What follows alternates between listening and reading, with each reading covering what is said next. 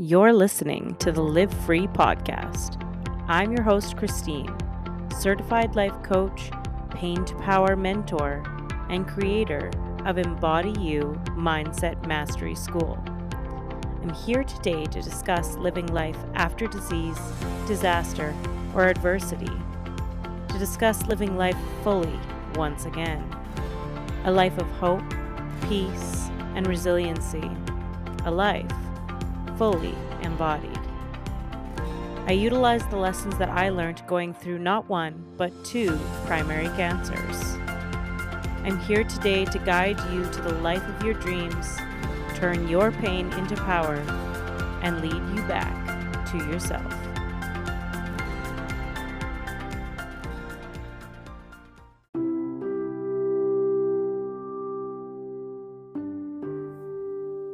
Welcome. Today I want to talk about showing up and burning brightly. And what do I mean by that?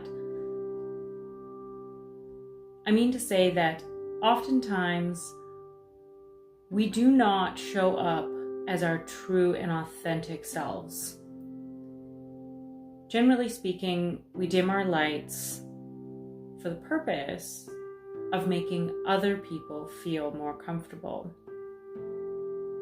And it's really a backward system. Oftentimes, if you show up brightly, you give others permission to show up brightly also. But for whatever reason, most of us were taught, and quite often women were taught, to be silent and obedient, to be soft and pretty. Bold was not accepted. And what I find is that we have a very small portion of people who burn brightly. We've got a portion of people who judge others for burning brightly. And then more often than not, we have a very large portion of the population who just dims their light a little bit because they don't want to seem boastful or arrogant. And I'm not talking about arrogance. I'm talking about true, authentic burning brightly. So what does that look like? That looks like the woman or man who speaks with a genuinity, with a feeling of power and beauty and strength, one that is magnetic, one that helps others to feel as if they too could potentially burn brightly. I have a friend. She's an excellent woman. And if I were to describe her as a color, I would describe her as not just red, but scarlet. She oozes sensuality and sexuality. She is the most beautiful, sexy person that I know. And every single time that we get together, we put our heels on, we drink our red wine, and we go out. And we don't just go out, we go out. Lashes and the whole thing.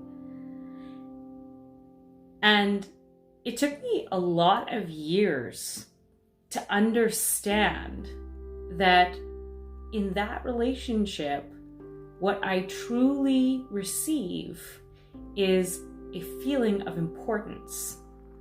I feel important to her and I feel important to others because she shows up so brightly whenever we go places that it makes me, stand a little taller, shoulders back, and just feel a little bit more beautiful, a little bit more powerful.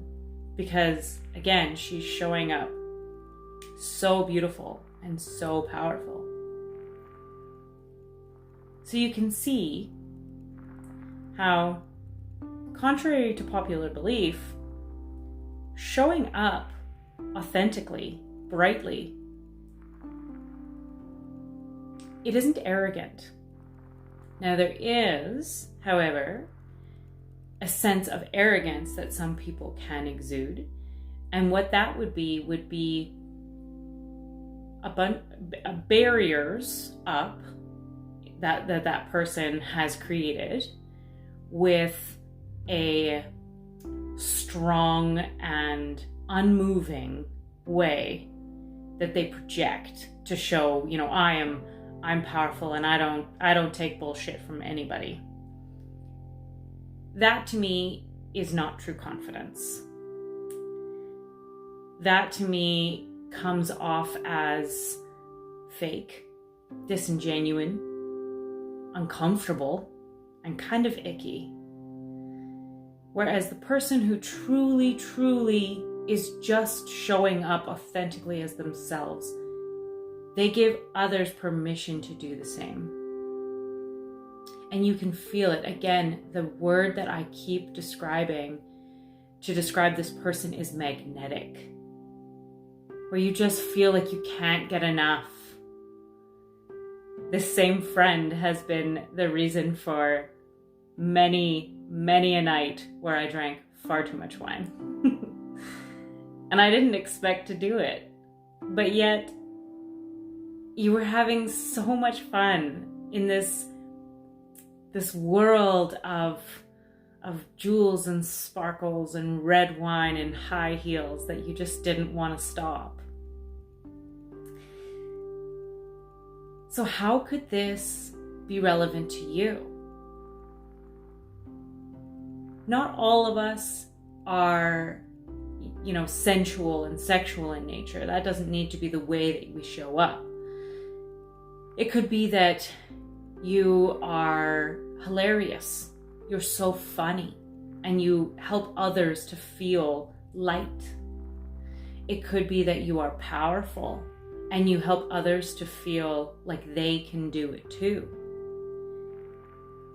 But you see, if you dim your light, if you dim everything that you are, or even just some of that you are, so that other people will maybe not judge you, then you're taking away from those people too.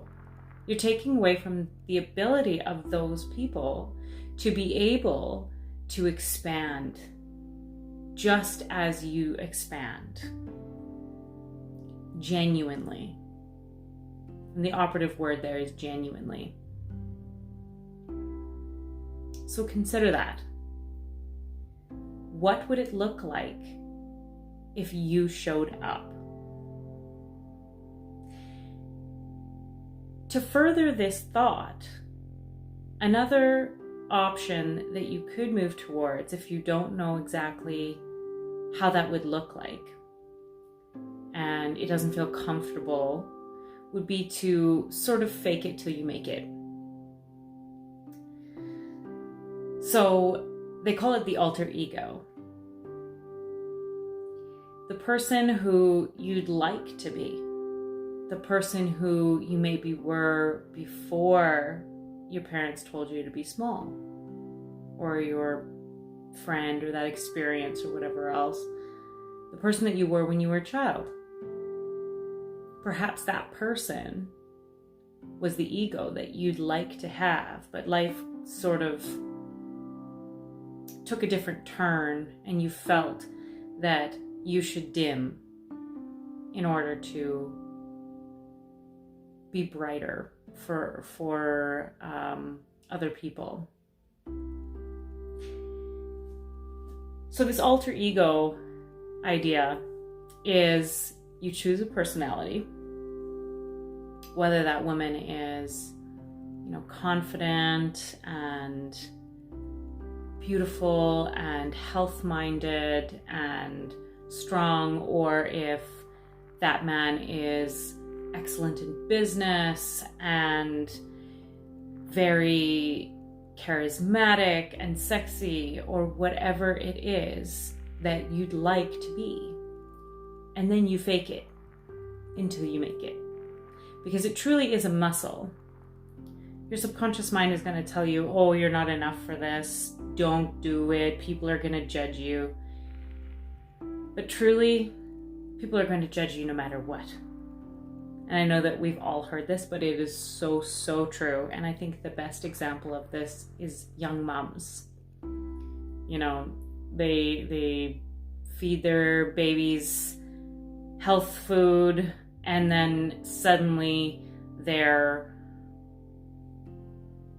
not thinking about all these other bacteriums, and it's not intelligent, and they're way too woo-woo.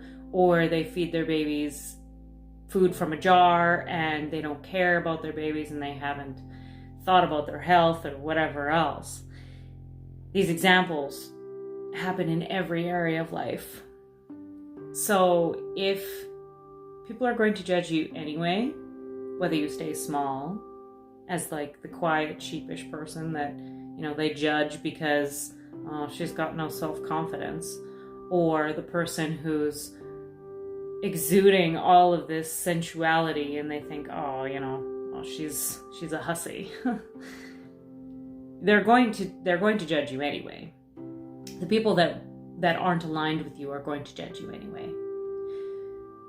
So screw them. And honestly, just screw them. Accept yourself for who you are. Be okay with who you truly are. And then grow that. Now, I'm not talking about a person who is creative and soft-spoken and emotionally mature and all of these sorts of things to then become, you know, harsh and reckless and, you know, rude and all those sorts of things. I'm not talking about not being yourself. I'm talking about taking that essence and expanding it.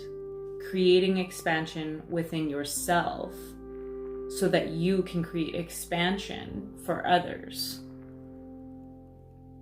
Leading by example. I think it's a beautiful, beautiful way of being. And this became applicable for me when I was kind of coming out of some of my cancer treatments, and people, I guess, I mean, that being said, I was in a pandemic, so I didn't see many people, but the people that I did see kind of looked to me like, you know, so what's changed? Who are you now? And I remember being kind of pulled back, thinking, interesting, you know, everybody's wanting to know what this new Christine is and where this new wisdom is. And it gave me an opportunity to choose my alter ego. And not everyone gets that opportunity. So, you know, that is important to note. I've been very grateful, and I've had the opportunity for people to go, oh, well, you know, if she changes entirely, well, she had cancer. So, you know, we get it. So there's no judgment there. So that was nice. That was an added bonus of cancer. However, that being said, if you just up and change, there may be a small refractory period. There may be a small portion of time where people, you know, they say your name in their kitchen while they're cutting their vegetables and go, oh, you know, she used to be so quiet, and, you know, now she's so bold, and who does she think she is? Which is gonna happen anyway. And it's probably happening now about me, so whatever. C'est la vie. So anyway, so I got to kind of choose my alter ego coming out of my cancer treatment. And for me, I decided that what it was who I've always been. I've always wanted to help people. I've always wanted to help them become more free. I've always wanted to help myself become more free. And I've always wanted to open up as a person to others to help them. But I had this constant, who am I to do this? Who I'm not enough to do this. Or if I come out and start helping people, then people will judge me. And then all of this happened. And my paradigm shifted. And I said to myself, who am I not to do this? Who am I not to show up and start helping people? And who can I help create expansion for by showing up more brightly? So this is the work. I chose it. I chose to be this alter ego, which is not that alter. It was always who I've always been, is the essence of who I've always been. I just chose to expand on it for the first time ever. And I think that that's such a beautiful thing to do, to take your essence, to take who you are and expand on it. And there were a few things that felt very not me. And that would have been, when I first started to get lash extensions, I felt kind of fake. And considering getting my teeth whitened and all of those sorts of things, I thought, oh, vanity. People are so into vanity and all those sorts of things, and they're so shallow, and my ego told me that I would be shallow if I wanted to work on my beauty. And then I got thinking, who cares? I'd rather show up as this glamorous coach who is just feeling herself and feeling good and working on herself and helping other people to work on themselves.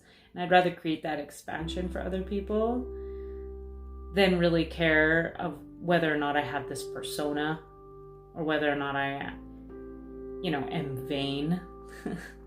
Who cares? If it makes you feel good, just do it. Screw it. And honestly, just leave it be. Let yourself just let it be. Fall into the person that you'd like to be. Build that muscle. Keep doing it over and over and over again until it feels real. And your ego is going to scream at you to stop. I know it because it is happening.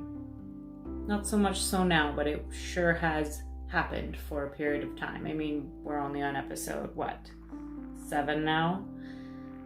So episode 1 to 6, everything was telling me, stop it, Christine.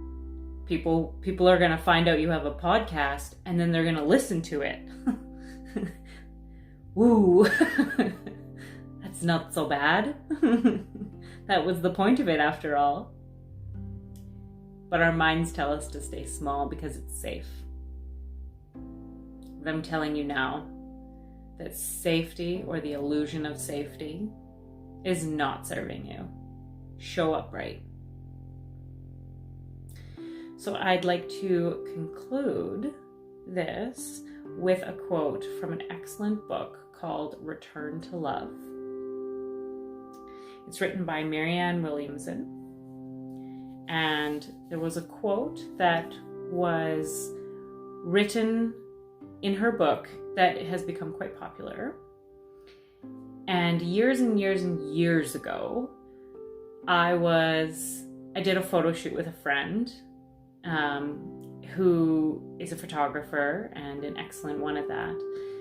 And we did this photo shoot, and it was so uncomfortable for me to pose and to show up brightly.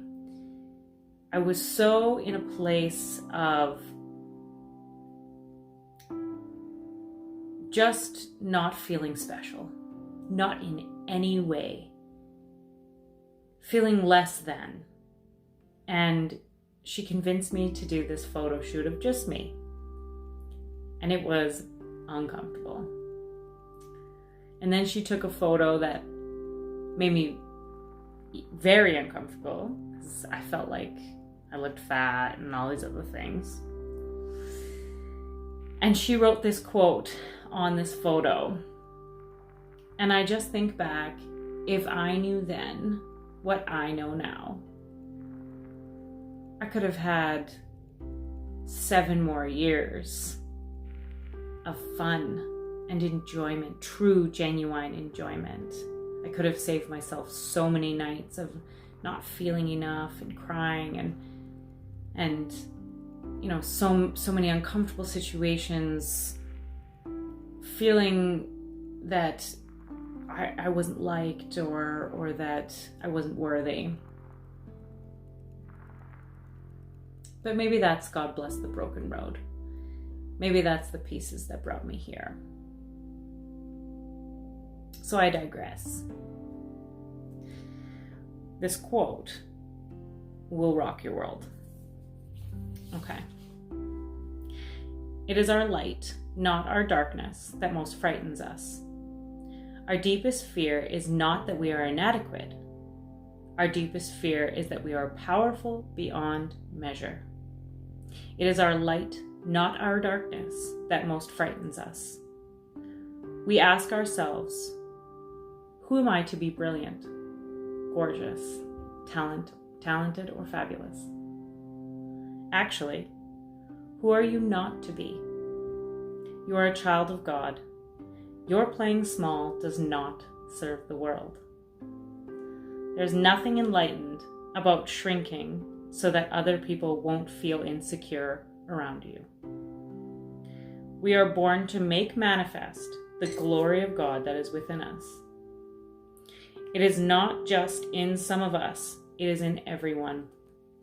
And as we let our own light shine, we unconsciously give other people permission to do the same. As we are liberated from our own fear, our presence automatically liberates others. Marianne Williamson. So I'll leave you with that. So go out today, live more free, and burn brightly. So much love, you guys. Bye.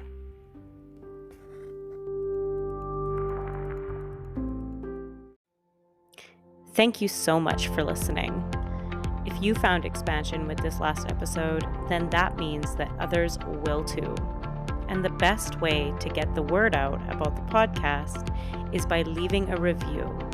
I would be so grateful if you could leave me a review and let me know how you felt about the podcast. Included in the show notes will be everything that we talked about today, including all of my transformative programs. Change is just on the horizon, my friend.